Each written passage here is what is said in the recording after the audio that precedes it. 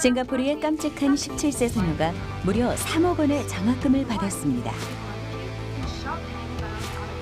슈퍼 박테리아의 개념을 5분짜리 영상으로 재미있게 풀어냈기 때문이죠. 디안나에게 거액의 장학금을 준 곳은 실리콘밸리의 노벨상으로 불리는 브레이크스루상 재단. 이 상은 세계적인 IT 업계 거물들이 2012년에 제정한 것으로 젊은이들이 과학 연구에 도전하도록 독려하기 위해서였는데요.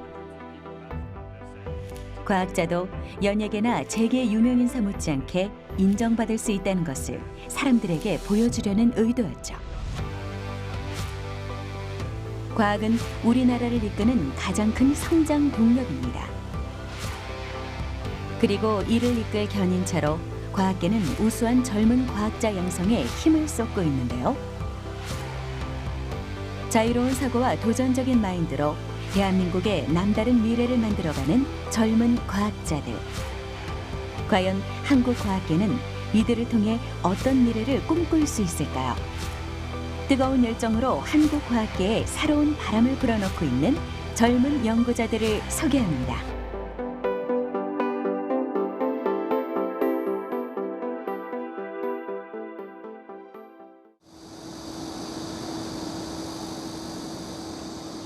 그 첫 번째 주인공을 만나러 온 것.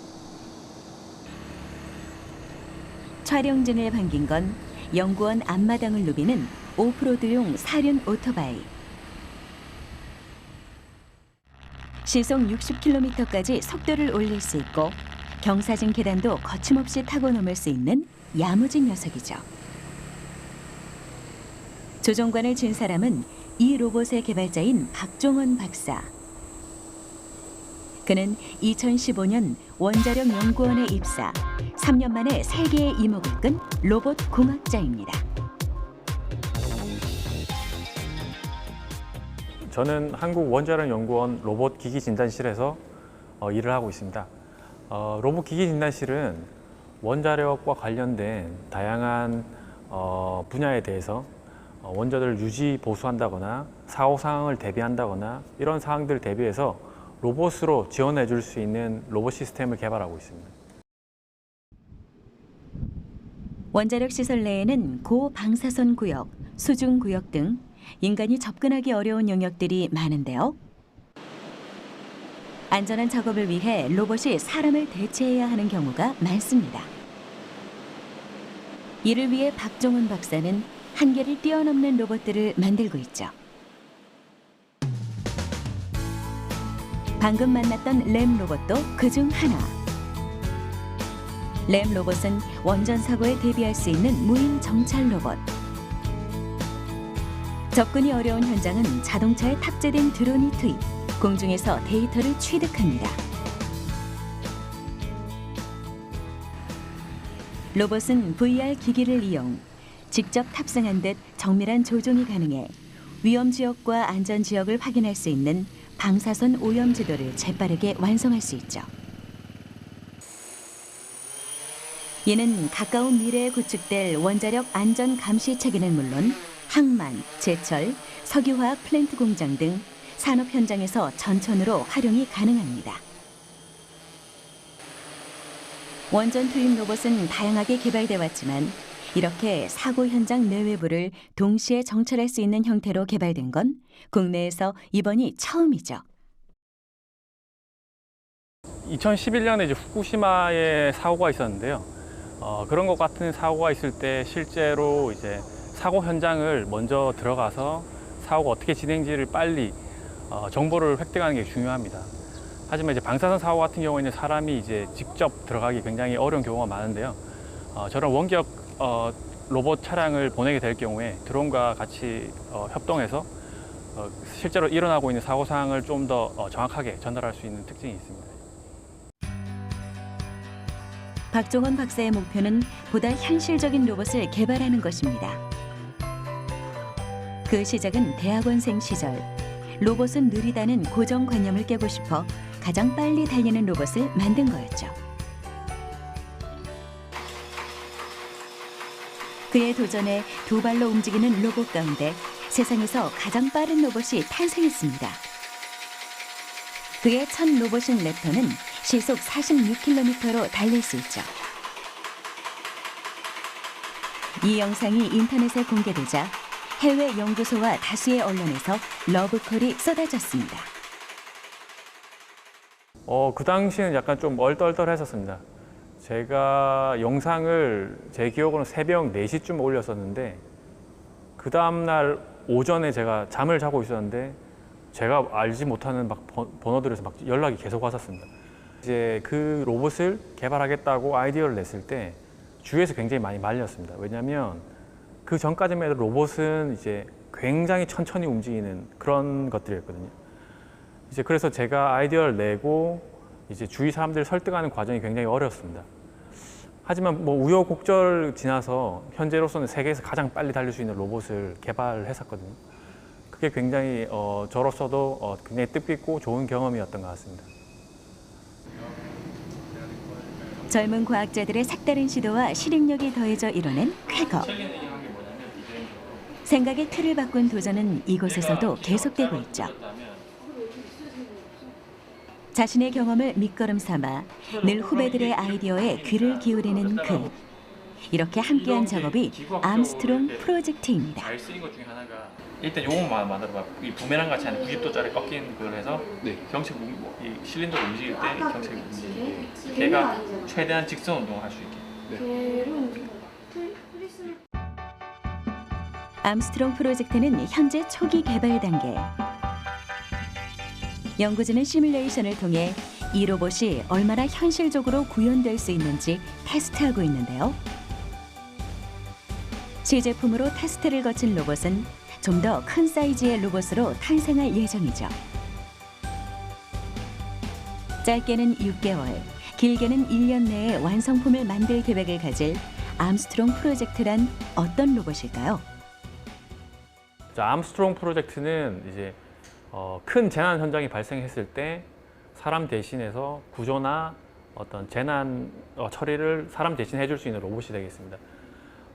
기존에 이런 로봇들이 많이 만들어져 왔었는데 기존의 로봇들은 사실 저희가 영화나 만화에서 보는 것처럼 큰 힘을 낼 수 없는 로봇들이 대부분입니다. 그래서 저희가 지금 개발하고 있는 암스트롱 같은 경우에는 한 팔에 100kg 이상을 핸들링할 수 있는 것을 목표로 개발을 하고 있습니다. 그래서 실제 현장에 투입돼서 사람과 같은 형상으로 사람과 유사한 행동을 해서 재난을 극복할 수 있을 거라고 기대하고 있습니다. 얘네 같은 경우는 연구와 실험은 마음이 맞는 동료들이 있을 때 더 큰 결과를 가져올 수 있다고 믿는 박종원 박사. 늘 한계를 뛰어넘는 도전을 하는 그를 후배들은 어떻게 생각할까요? 일단 제가 생각했던 박사님하고 이미지가 완전히 다르셨습니다. 우선 박사님이라고 하면은 뭐 전공 지식이나 그런 딱딱한 이미지가 많은데요. 일단 박종원 박사님 같은 경우에는 뭐 저가 뭐 어렸을 때니까 뭐 전공 지식이 부족한 상태에서도 많이 이렇게 소통을 중요시하시고 그런 성격 때문에 빠른 시간 안에 프로젝트에 뭐 요구가 들거나 그런 게 쉽게 가능했던 것 같습니다. 일단은 시뮬레이터나 뭐 이런 기계적인 부분도 그렇고 제가 원래 정보통신이라는 이제 소프트웨어 쪽인데 하드웨어 쪽도 같이 할 수 있게끔 이런 설명도 많이 해주시고 그래서 그런 다양한 부분에서 많이 든 것 같아요. 제가 좋은 방향으로 더 갈 수 있게끔 이끌어주시는 분이십니다. 연구진의 굵은 땀방울은 서서히 결실을 맺고 있습니다. 박종원 박사는 지난해 국제원자력기구가 주목하는 핵사찰 로봇을 개발했죠. 어차피 지금 창 사이즈를 사용하고 난 핵연료를 재처리할 경우 핵무기로 전용될 가능성이 있는데 이를 감시하는 역할이 바로 핵사찰 로봇입니다. 이 로봇은 다른 로봇보다 월등히 빠른 초당 30cm 이상의 거리를 자율주행할 수 있고 탑재한 검사 장비로 사용 후 핵연료를 검사할 수 있죠. IAEA라고 국제기구가 있습니다. 그 기구의 주요한 역할이 뭐냐면 이런 핵물질이 군사용으로 이렇게 사용되는 것을 이제 핵 비확산을 주요 목적으로 하고 있는데요. 그러기 위해서는 실제로 이제 핵 연료를 사용한 이후에 어떻게 관리를 하고 있는지를 항상 점검할 필요가 있습니다. 근데 현재까지는 이제 이런 것들을 다 사람이 해왔습니다. 실제 검사원이 수행을 해왔기 때문에 이제 효율도 떨어지고 이제 방사선이 노출되는 환경에 이제 검사원이 들어가 있게 됨에 따라서 이제 건강에도 위험한 그런 문제들이 있었습니다. 그래서 이것들을 이제 로봇으로 해서 수행하고자 하는 시도가 되겠습니다. 연구진은 지난해 열린 IAEA 로보틱스 챌린지 경연대회에 참가 17개국 27개 팀 중 수상 로봇 부문에 최종 선정됐습니다. 경연대회에 참가한 로봇 중 유일하게 모든 실험을 성공적으로 수행했죠. 연구진은 IAEA와 함께 현장 적용 시험 단계 세부 사항을 논의 중인데요. 올해 안에 실제 원전 내부 사찰 작업을 통해 로봇 성능을 시험하고 최종 기술 수준이 증명될 경우 IAEA의 요청에 따라 완제품으로 제작, 세계 시장에 수출할 예정입니다. 우리나라가 원자력 로봇 분야를 선도해 나갈 좋은 기회의 문을 열게 된 것이죠. 이 로봇을 개발할 때 시간이 많이 주어지진 않았거든요. 보통 상적으로 이제 연구 개발을 하면 어떤 하나의 로봇 시스템을 개발할 때 뭐 짧게는 1년, 길게는 3년 정도 이렇게 시간을 두고 개발하는 경우가 많은데 이 로봇 같은 경우에 굉장히 단시간 내에 개발했으면 한 6개월 내로 개발을 해야 돼서 사실 그 전까지 저도 이런 수중 로봇에 대한 경험이 없었기 때문에 잘 될 거라는 이제 기대가 많지는 않았는데 사실 연구원들이랑 같이 일을 하면서 하나하나 이제 기능들을 추가해가면서 그게 잘 작동하는 거 봤을 때 굉장히 짜릿하죠. 네. 박종원 박사가 핵사찰 로봇에 도전한 이유는 상용화를 위해서였습니다. 연구소에서 만들어진 연구 성과가 상용화에 미치지 못하는 현실을 깨고 싶었죠. 여기서 더 나아가 그는 과학 대중화에 앞장서기 위해 개발한 로봇을 SNS 콘텐츠에 올려 사람들과 소통하고 있습니다. 과학기술 이해의 폭을 넓히기 위해 텍스트가 아닌 영상을 선택한 거죠. 그는 과학의 대중화에 가치로 환산할 수 없는 무형적 가치가 존재한다고 믿습니다. 그래서 과학을 쉽고 재미있게 알리기 위해 오늘도 최선을 다해 달리고 있죠. 앞으로 그의 계획은 무엇일까요? 사실 제 꿈은 아이언맨 슈트를 직접 제 손으로 만드는 겁니다. 그래서 이제 지금 현재 활용하고 있는 기술들이 아이언맨 슈트를 만들 수 있는데 많이 활용이 쓰일 수 있다고 생각을 하고 있고요. 물론 완전 가까운 미래, 뭐 5년이나 10년 안에 만들어지진 않겠지만 그런 것들을 잘 접목을 하면 원전뿐만 아니라 뭐 산업 쪽 그리고 일반인들도 활용할 수 있는 기술이 될 수 있다고 생각을 하고 있습니다.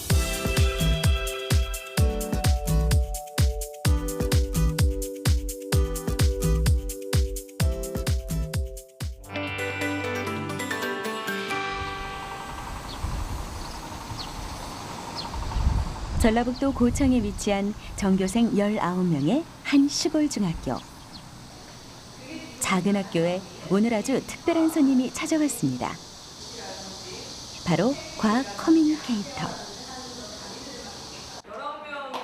한국과학창의재단은 청소년들에게 과학기술에 대한 흥미를 높이기 위해 현장 연구자들이 직접 학교를 방문, 눈높이 과학 강연을 하는 프로그램을 지속적으로 진행 중인데요. 오늘의 과학 커뮤니케이터는 한국표준과학연구원의 스타 박사 정지선 연구원입니다. 네, 저는 한국표준과학연구원에서 일하고 있는 정지선이라고 하고요. 지금 뭐라고 소개를 해야 될까요? 뭐 연구원도 하고 있고, 뭐 엄마도 하고 있고, 그다음에 이렇게 과학 커뮤니케이션이라고 하는 활동도 하고 있는 그냥 연구원입니다. 단순한 지식 전달이 아니고 그냥 왜 인간이 이렇게 살고 있는지를 그냥 공유하고 싶은데 사실 우리는 그런 거 그런 걸 알 시간이 별로 없잖아요. 교육 과정 중에서도 이렇게 깊이 있게 막 이야기를 하는 게 많지가 않으니까. 그래서 그런 기회를 좀 같이 공유하고 싶다는 취지로 저는 사실 강연을 다니는 편이에요. 오늘의 강연 주제는 측정. 그녀는 아이들에게 정확한 측정이 왜 중요한지, 당연한 일상을 위해 얼마나 많은 과학적 노력이 필요한지 설명 중입니다. 자, 이럴 때 너랑 나랑 기준이 달라요. 나는 더운데 너는 안 더워요. 그렇지만 똑같이 오늘의 온도는 35도래라고 하면 덥게 느끼든 춥게 느끼든 사람들은 기준점을 가지고 생각을 하게 되죠. 그렇게 열심히 피를 하반기에도 이미 10회의 과학 강연이 더 잡혀 있다는 정지선 박사. 그녀의 인기가 실감이 나는데요. 과학 커뮤니케이터로 3살 아들도 90살 할머니도 깔깔 웃을 수 있게 과학을 재미있게 풀어내고 싶다는 그녀. 정지선 박사의 이런 바람이 아이들에게도 전달됐을까요? 선생님 뭔가 재밌고 저희 기준에 딱 맞춰준 것 같아요. 저도 뭔가 커서 거기 정지선 선생님처럼 과학 쪽에 가가지고 일하고 싶어요. 오늘 수업 과학에 대해서 많이 알게 돼서 좋았고요. 조금은 과학에 관심이 많아진 것 같습니다. 그날 오후 일상으로 돌아온 정지선 박사. 늘 에너지가 넘치는 그녀의 본업을 들여다볼 시간입니다. 이곳이 바로 그녀가 하루의 대부분을 보내는 연구실. 정 박사의 주요 연구 분야는 혈액 시료를 분석하고 임상 검사의 측정 신뢰성을 향상시키기 위한 국제 측정 표준의 체계를 확보하는 일입니다. 사실 사람은 특히 요즘에는 태어나기 전부터 측정을 당해요. 저희는 피를 뽑혀가면서 검사를 하고 무언가 측정을 계속 당하는 거예요. 몸무게도 재고. 그래서 기왕에 이렇게 측정을 당할 바에는 사실 그 측정이 굉장히 정확하고 믿을 수 있는 측정이 된다면 그러한 행동들이 그런 시간적, 경제적인 손실들, 그런 소비들이 사실 손실이 아니고 다 뭔가 가치 있는 일들이 되는 거잖아요. 그래서 측정은 굉장히 정확해야 할 필요가 있다고 생각합니다. 사실 그녀가 측정 전문가가 된 발자취는 아주 독특합니다. 고등학교 때 약초의 약효가 신기했던 소녀는 약대 한약학과에 진학, 천연물을 분석했죠. 그러다 보니 그 약효의 정확성이 궁금해져 측정 신뢰성에 대해 연구할 수 있는 측정 표준 연구자의 길로 들어섰습니다. 정 박사의 최근 연구는 건조 혈액 여지 시료의 활용성을 확장하는 것. 대한민국 국민이라면 누구나 신생아 때 첫 건강검진인 체열 검사를 받는데요. 이때 사용하는 시료로 최근 분석 기술의 발달에 따라 그 활용 범위가 넓혀지는 중이죠. 되게 재미있는 게요. 이 건조 시료 형태가 1960년대에 나왔는데 그때는 그냥 너무 한정된 그냥 신생아 검사용으로 그것도 미생물 검사 이런 데 그냥 조금 쓰이다가 90년대 후반에서 2000년대 넘어오면서 관련된 연구가 되게 폭발적으로 좀 증가를 했거든요. 측정할 수 있는 한계가 확 낮춰진 거죠. 그러니까 사실 그 피 혈액을 하게 되면 양을 많이 뽑을 수 있잖아요. 근데 아까 보셨던 그 동그란 혈액은 50 마이크로리터 수준밖에 안 되거든요. 그러면 피 한 방울도 안 되는 양인데 거기에 들어 있어 봐야 얼마나 들어 있겠어요. 근데 그거를 측정할 수 있을 만큼 분석 기술이 발전을 하면서 이제 이 시료 자체에 사람들이 관심을 갖게 된 거죠. 퇴근길. 그녀의 일상엔 잠시도 쉴 틈이 없습니다. 24시간이 모자라다는 워킹맘. 정지선 박사의 다음 행성지는 원내 어린이집이죠. 한창 엄마의 보살핌이 필요한 두 아이를 데려가기 위해서입니다. 선생님 퇴근하시나 봐요. 네, 더워요. 땀나요. 둘 데리고 나오려면 너무 오래 걸려요. 한 녀석 잡아놓으면 한 녀석이 도망가고 한 녀석 잡아놓으면 한 녀석이 도망가고. 어이 두 녀석 집에 가자. 야 유진 뛰지마 뛰지마. 이제 연구원도 과학 커뮤니케이터라는 이름표도 떼고 집으로 돌아갈 시간.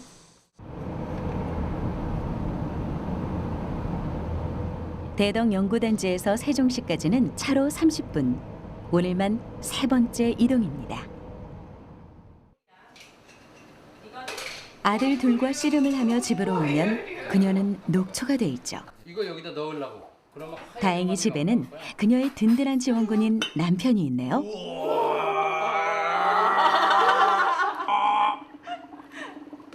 근데 아이들과 놀아주는 방법이 연우 아빠와는 좀 다릅니다. 여기다 넣으면 어떻게 돼요? 여기다가 넣으면 어떻게 되는지 우리 한번 넣어볼까? 그래. 자, 여기다 살짝 넣어봐. 왜 유민이 드라이 아이스에게 비눗방울을 넣자 거품이 쏟아져 나옵니다. 남편 역시 연구를 업으로 삼는 과학자.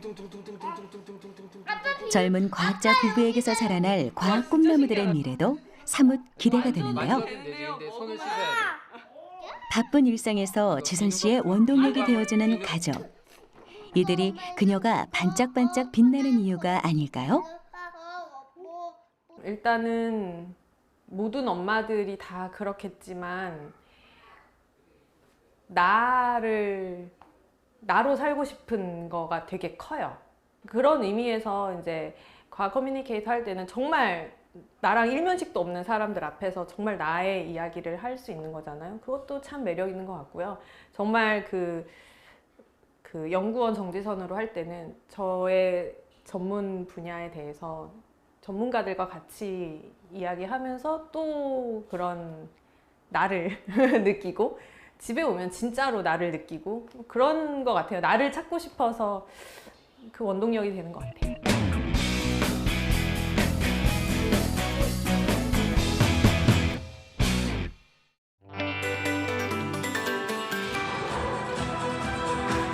알면 과학, 모르면 마술이라는 말처럼 마술 속에는 많은 과학이 녹아 있습니다.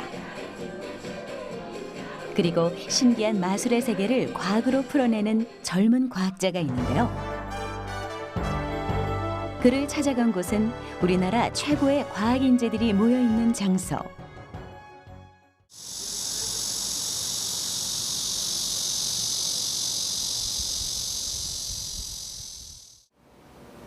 오늘의 주인공은 화려한 무대가 아닌 연구실에서 더 오랜 시간을 보냅니다. 어린 새내기 학생 같지만 그는 과학계의 주목을 한몸에 받는 천재 과학자. 18살에 수재들만 모여있다는 카이스트에 조기 입학해 25살에 바이오 및 뇌공학과 박사 과정을 밟고 있습니다. 물리학을 공부하던 그는 마술에 빠져 뇌과학을 공부하게 됐는데요. 25살의 뇌생남 송영조 연구원. 그는 왜 뇌과학에 빠졌을까요? 인간에 대해 과학적으로 연구하는 학문이라고 할 수 있어요. 우리 인간이 하는 모든 행동들이 이제 뇌에서 출발을 하잖아요. 그래서 그러한 모든 행동들에 좀 호기심을 가지고 그 행동들을 뇌에서 일어나는 뭐 생물학적 메커니즘이나 아니면 수학적 원리로 이제 설명하려는 이제 그러한 과학을 말합니다. 그가 소속된 연구실에서 현재 집중하고 있는 연구는 쥐의 협동 과정을 수학적으로 계산하고 예측하는 것. 동물들이 나름의 규칙을 이용해 문제를 해결하는 양상을 시뮬레이션을 통해 검증하고 있는데요. 그는 궁극적으로 인간의 행동을 수학적으로 해석하고픈 욕심이 있습니다. 모든 연구가 아직 새롭고 하고 싶은 연구도 무궁무진하다는 송영조군. 과학자는 그의 오랜 꿈이었죠. 제가 어렸을 때부터 그냥 그 미스터리한 거에 되게 관심이 많았었어요. 되게 신비로워 보이는 것들 있잖아요. 이 세상에서 뭔가 존재하는지 아닌지 되게 이제 의문을 가지게 되는 것들. 그러니까 이 과학이 어려웠다는 그때 생각보다는 그냥 이런 걸 하면 되게 멋있을 것 같다는 그 생각 때문에 다른 거 생각 안 하고 그냥 과학을 공부하려고 했던 것 같아요. 좋아하는 일에 있어선 무서울 정도로 파고든다는 송영조군. 그는 요즘 네이처 게재를 목표로 특별한 논문을 준비하고 있는데요. 바로 그가 좋아하는 마술에 대한 논문입니다. 초등학교 4학년 때부터 마술을 배우고 접한 그는 사람들에게 놀라움을 주는 마술의 매력에 흠뻑 빠져들었습니다. 이후 카이스트 마술 동아리에서 마술사로 활동하던 중 특별한 인연을 만나게 되는데요. 바로 최정상 스타 마술사이자 그의 논문 파트너이기도 한 최현우 씨. 두 사람은 마술사들이 사용하는 심리적 트릭을 과학적 언어로 풀며 마술과 뇌과학의 상관관계에 대한 논문을 준비 중이죠. 사실 저도 뭐 처음엔 생각지 못했었어요. 마술을 하면서도. 그런데 근데 결국 제가 뇌과학을 관심을 가지게 된 것에도 마술이란 취미가 많이 기여를 하기도 했었고, 그러니까 사실 마술이라는 게 어떻게 보면은 그 상대 관객들의 심리 상태를 뭔가 현실과 좀 괴리가 있게 만드는 작업이 굉장히 중요하거든요. 그래서 그게 시작은 마술사들이 트릭으로 시작을 하지만 그 괴리감을 유지시키기 위해서 굉장히 많은 심리적인 트릭들이 들어가요. 뇌과학적으로 마술은 사람들의 상상과 현실을 다르게 만드는 것입니다. 관객의 예상이 빗나가는 순간 마술이 일어나는데요. 과학자들은 이를 미스 디렉션이라 부르죠. 그럼 그 현상을 직접 체험해 볼까요? 이번에 보여드릴 실험은요, 여러분의 기억력을 테스트해보는 시간을 가져보도록 하겠습니다. 제가 18개 정도의 단어를 보여드릴 거예요. 그래서 그거를 이제 최대한 많이 기억해 주시면 되겠습니다. 자, 한번 시작해 볼게요. 자, 제가 하나씩 넘길 테니까 이제 잘 들으면서 기억해 주시면 됩니다. 자, 지금 보여드리는 18개의 단어를 최대한 많이 기억해 주세요.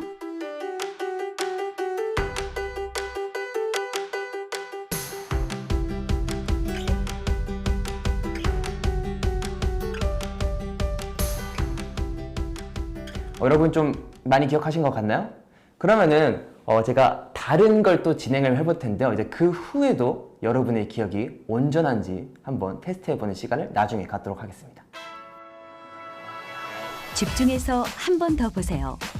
그 결과는 잠시 뒤에 공개됩니다. 이번에 보여드릴 실험은요, 인간 뇌의 특성을 이용한 실험이에요. 그래서 먼저 한번 실험을 보시고 이제 나중에 원리를 들으시면은 아주 굉장히 재밌을 겁니다. 제가 여기다가 이제 카드를 뒤집으면서 한 장씩 내려놓을 거예요. 그럼 이제 여러분께서 할 일은 빨간 카드가 총 몇 장인지를 세주시면 돼요. 굉장히 쉽죠? 자, 기준부터 한번 해보겠습니다. 자, 시작.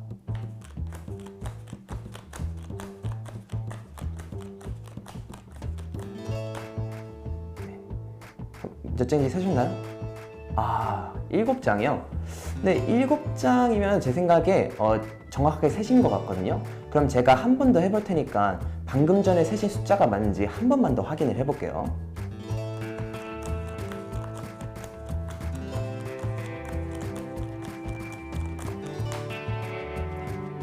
여전히 7장인가요? 그런데 제가 이 카드 안에 메시지 하나를 숨겨놨었거든요. 혹시 여러분 그 메시지를 보셨나요? 혹시 못 보셨다고요? 그럼 제가 한번 천천히 다시 해볼 테니까 어떤 메시지가 숨겨져 있는지 한번 확인해 보세요. 자, 유심히 살펴보세요. 카드의 메시지를 발견하셨나요? 네, 혹시 보셨나요? 아직까지 못 보신 분이 계실 것 같아요. 그래서 제가 이번에는 다시 한 번 더 할 텐데 이번에 한번 이 카드 뒷면에 집중해서 다시 한번 해보시면 되겠습니다. 해볼게요. 전엔 보이지 않던 메시지가 이제야 눈에 들어오죠. 네, 보셨나요? 제가 다큐 S'이라는 메시지를 이 카드 안에 숨겨놨었는데요. 지금 여러분께서 분명 그 카드 뒷면까지 여러분 시야 안에 들어왔었겠지만 이 카드, 빨간 카드를 세는데 집중하는 나머지 그걸 못 보셨을 거예요. 그래서 이런 식으로 분명 자기 안에 시야 안에 들어오는데도 자기가 집중하지 않고 있기 때문에 그 정보를 처리하지 못하는 현상을 이제 부주의 맹이라 부릅니다. 그래서 이거는 이 부주의 맹의 특징을 이용한 실험이었습니다. 부주의 맹이란 주변의 대상에 과도하게 집중해 실제 대상을 보지 못하는 현상입니다. 한 가지에 집중해 다른 것을 보지 못하는 인지적 착각을 이용한 것이죠. 네. 그런데 여러분, 혹시 방금 전에 제가 보여드렸던 그 18개의 단어를 기억하세요? 네. 그럼 이제 여러분이 그 단어들을 아직까지 잘 기억하고 있는지 한번 검사하는 시간을 가질 텐데요. 제가 단어 몇 가지 보여드릴 거예요. 그래서 그 중에서 몇 가지 단어들이 여러분께서 기억나는지 한번 세주시면 되겠습니다. 자, 보여드릴게요. 자, 여러분. 지금 보이는 5가지의 단어 중 몇 가지가 기억나세요?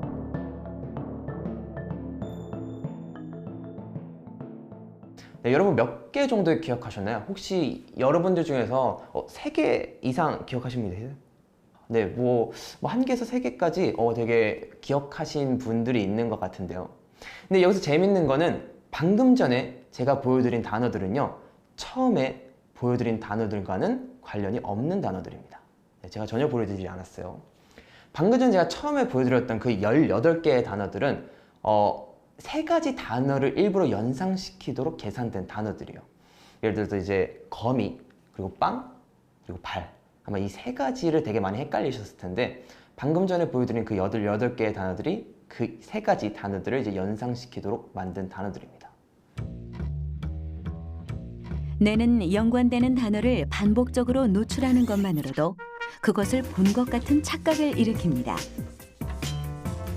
그래서 그와 연관된 단어를 봤을 때 18가지의 단어에 포함되어 있다고 스스로 착각하게 되는 거죠. 우리 기억의 작은 빈틈을 노리는 것. 이것이 바로 뇌과학의 묘미입니다. 저는 개인적으로 사람마다 모두 역할이 있다고 생각을 해요. 사실 그러니까 젊은 과학자라고 하면 결국 경험이 적은 이제 과학자들인데, 그러니까 경험이 되게 살면서 도움이 되기는 하지만 오히려 많은 경험들 때문에 새로운 거를 이제 시도하지 못하는 경우가 많거든요. 내가 이전에 해봤는데 잘 안 되더라 하고 이제 넘어간 것들이 많은데, 이제 그 남들이 되게 그 안 될 수 있고 뭔가 무모하다 할 수 있는 것들을 되게 겁 없이 뭔가 일단 해보자 라는 생각을 가질 수 있는 사람들이 이제 젊은 과학자들인 것 같아요.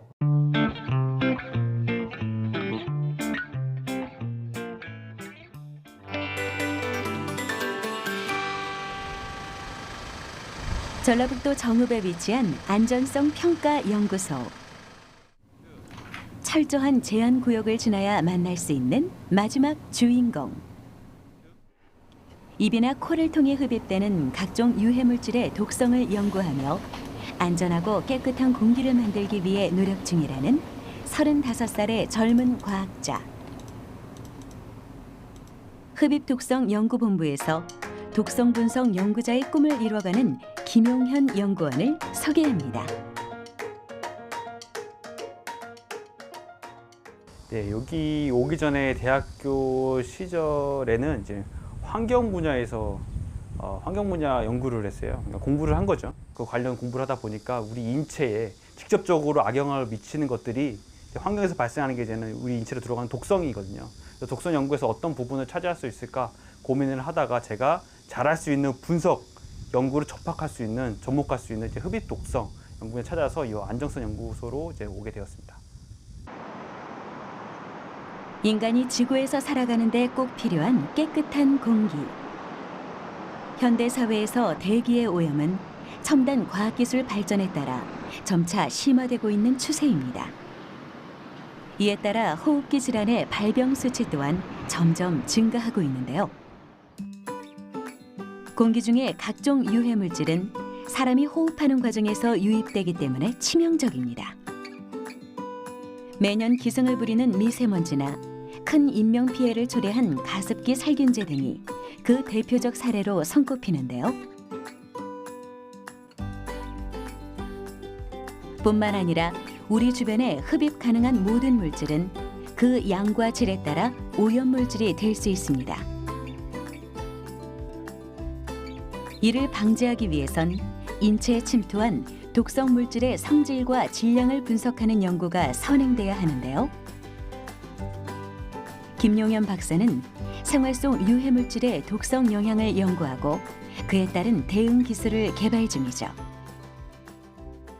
이 연구소 자체가 이제 다양한 물질들, 우리가 접할 수 있는 다양한 물질들에 대해서 독성 평가를 하는 곳이에요. 독성 연구를 하는 곳인데 제가 주로 하는 일은 이런 독성 물질에 대한 농도를 산출하고 그리고 어떤 독성 물질인지 알아맞추는 그런 정량 분석, 정성 분석을 연구하고 있습니다. 쉽게 말하면요, 우리가 흡입 가능한 여러 가지 물질들의 종류가 무엇인지 그리고 얼마만큼의 양이 되는지를 맞추는 방법이라고 생각하시면 쉬울 것 같아요.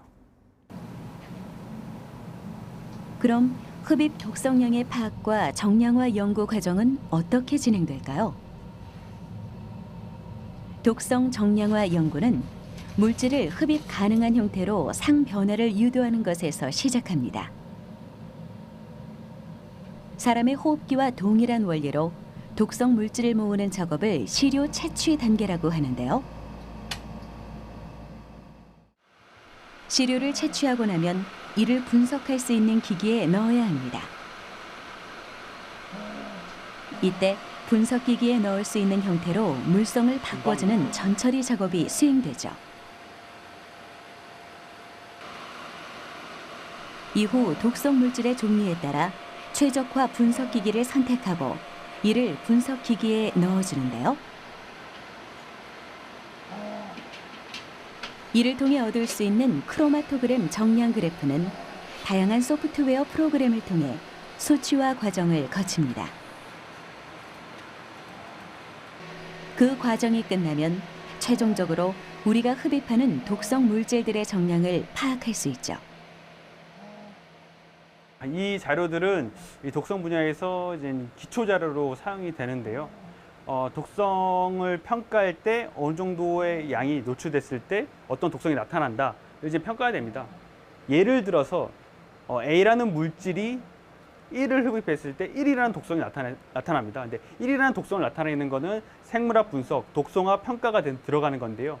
1이라는 물질이 노출되는 걸 이제 알아내야 되는데 1이라는 데이터를 얻기 위해서 다음과 같은 시료 채취에서부터 기기 분석까지 이제 이어지게 됩니다. 끊임없는 호기심으로 지금의 자리에 선 김용현 박사. 그는 늘 자신과 남에게 많은 질문을 던지며 궁금증을 해결하는 연구를 합니다. 끝없는 물음은 지치지 않는 연구의 열정을 불러오죠. 하루 2-3시간을 자고 주말까지 반납하며 궁금증이 생기면 치열하게 풀어냈습니다.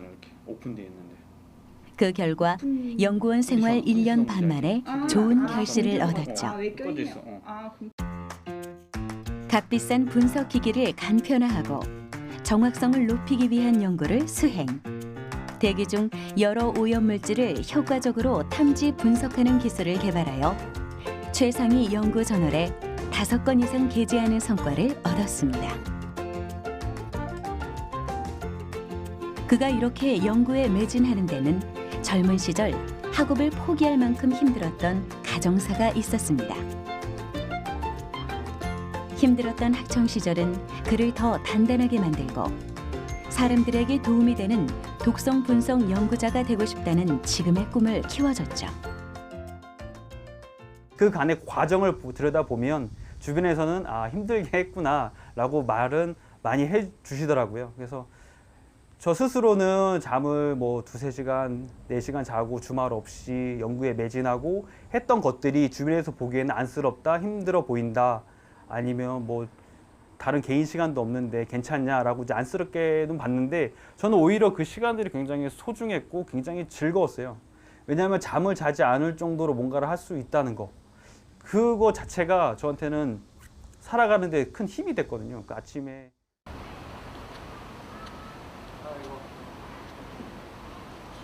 그가 최고의 독성 분석 연구자가 될 수 있었던 힘은 바로 가족이었습니다.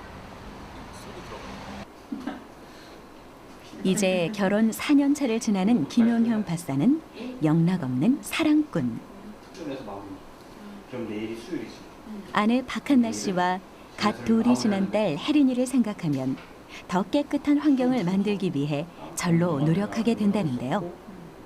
출장에서 돌아왔을 때 연구소에선 누구보다 프로페셔널한 그 집안에선 어떤 남편일까요? 집에서는 되게 가정적인 남편이에요. 집에서 집안일도 엄청 잘 하고요. 그리고 도와주는 수준이 아니고 정말 적극적으로 저보다 더 잘해요. 잔소리가 좀 있긴 한데요. 아니라도 아까 좀 느꼈어요. 남편하고 부인이 좀 바뀐 느낌이구나. 네, 맞아요. 네, 근데 그래도 저는 100점 만점에 100점 정도 주고 싶어요.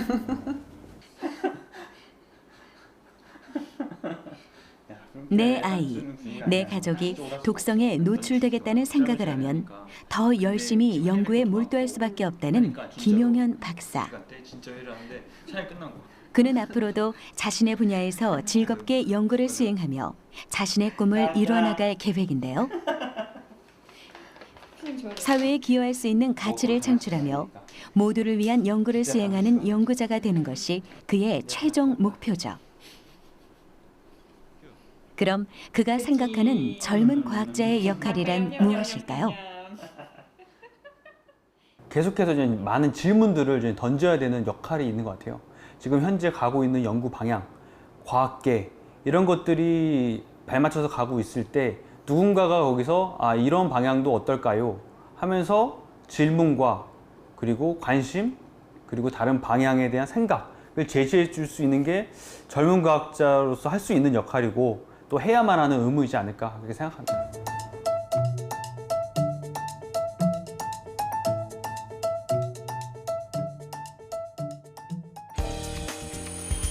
자유로운 사고와 도전적인 마인드로 대한민국의 밝은 내일을 만들어가는 젊은 과학자들.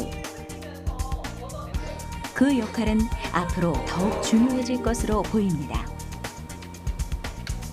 그리고 그 바톤을 이어받을 이 시대의 젊은 과학자들에게 그들이 꼭 해주고 싶은 말이 있다는데요. 네, 꼭 해주고 싶은 얘기가 있었는데 석사과정, 박사과정, 대학원 생활 하다 보면 많이 지치고 이제 힘들 때가 있어요. 근데 그때마다 이제 도움이 되는 게 뭐냐면 이 연구를 왜 해야 하는가. 때로는 실수를 하고 때로는 엎어지기도 하는데 그럴 때마다 자기 업적을 위한 연구만 하게 되면은 이제 일어날 수가 없거든요. 근데 목표 의식을 다른 곳에 두고 좀 더 멀리 두고 왜 하는지에 대한 퀘스천을 잘 두면 사회에서 필요한 역할을 하기 때문에 아무리 실수를 하고 넘어져도 거기서 얻는 것들이 많이 있습니다. 사실 우리나라 교육 환경에서는 하고 싶은 거를 마음껏 이렇게 해보기가 어려운 것 같습니다. 뭐 사교육이나 뭐 학교나 학원에서 이렇게 시간이 많이 보내기 때문에 실제로 어린 학생들이 무언가를 만들어 본다거나 뭐 프로그램을 짜본다거나 이런 기회가 굉장히 적은 것 같습니다. 그래서 제가 제안하는 것은 실제로 시간이 날 때마다 직접 손으로 뭔가를 만들어보고 프로그램도 짜보고 혹은 그게 여의치 않으면 뭐 유튜브를 통해서 간접 경험도 많이 해보는 것을 적극 권해드리고 싶습니다.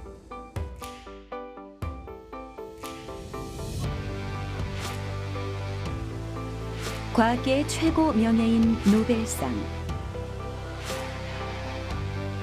노벨상 수상자 중 19은 35살 이전에 자신만의 독창적인 연구를 시작했다고 합니다. 자신의 가족을 위해, 나아가 국민을 위해 오늘도 달리는 젊은 과학자들. 이 중 내일의 스타, 내일의 노벨상 수상자가 나오는 날도 그리 먼 일이 아닌 것 같습니다.